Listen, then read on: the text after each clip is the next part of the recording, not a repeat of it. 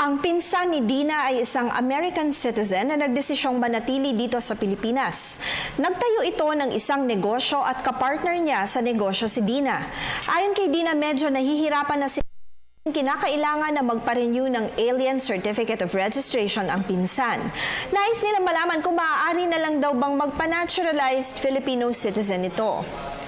Maaaring maging naturalized Filipino citizen sa pamamagitan ng pag-file ng petition for judicial naturalization sa Regional Trial Court ng lugar kung saan may isang taon nang naninirahan ng foreigner bago siya mag-file ng petition.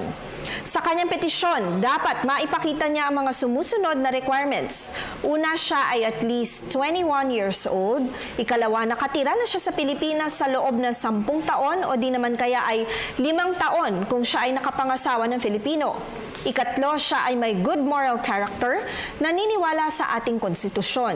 Ikaapat, nagmamay-ari siya ng real estate sa Pilipinas na hindi bababa ang halaga sa 5,000 pesos o di naman kaya ay may sapat na kitaan mula sa trabahong legal dito sa Pilipinas.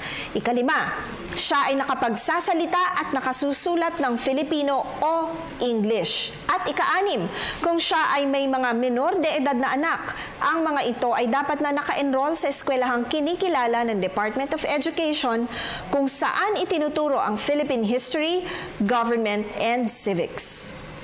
Tandaan na ang aming opinyon ay limitado lamang sa mga impormasyong inyong ibinigay sa amin at maaari itong mag-iba, depende pa sa karagdagang detalye. Malaya po kayong makakakonsulta sa inyong napiling abogado. Patuloy po kayong mag-email sa newscenterptv4@gmail.com. Attorney JJ Jimeno Atienza, ang inyong bisig ng batas.